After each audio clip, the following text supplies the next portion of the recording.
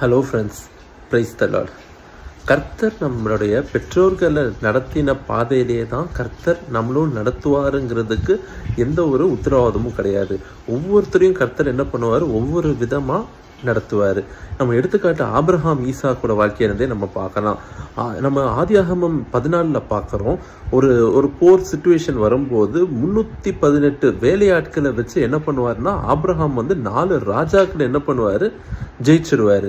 அப்படி ஒரு யுத்த வீரனா என்ன பண்ணலாம், நம்ம ஆபிரகாமை பார்க்கலாம்.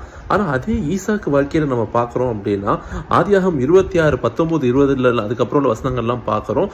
ஈசாக்கு என்ன பண்றான், ஒரு துறவு தோன்றான். அதில் தண்ணி வருது. தண்ணி வந்தோன்னா அங்க இருக்க வேலையாட்கள்லாம் என்ன பண்ணிடுறாங்க, இது எங்களோட துறவு அப்படின்னு சொல்லி அவன்கிட்ட என்ன பண்றாங்க, சண்டை போடுறாங்க. ஈசாக்கு என்ன பண்ணிடுறான், அமைதியா என்ன பண்ணிடுறான், சண்டை போடாம விலகிடுறான். இப்போ ஆபிரகாம் வாழ்க்கையை பார்த்தீங்கன்னா ஒரு யுத்த வீரனா நம்ம பார்க்கலாம்.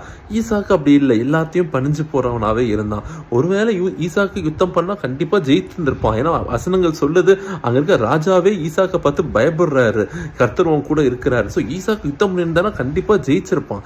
ஆனா அவன் அழைப்பு அது கிடையாது. நம்ம பெற்றோர்கள் போன அதே பாதையில தான் கர்த்தர் நம்மளை நடத்துவார் அப்படிங்கிறதுக்கு எந்த ஒரு உத்தரவாதமும் கிடையாது. ஒவ்வொருத்தர் வாழ்க்கையிலையும் ஒவ்வொரு திட்டம் இருக்கும். தாவீது யுத்தத்தை கண்டாரு, சாலமோன் யுத்தத்தை காணல. ஸோ அதனால நம்ம வாழ்க்கையோட திட்டம் என்ன என்பதை கர்த்தர்ட்ட நம்ம கேட்டு அதன்படி நடக்கணும். God bless you.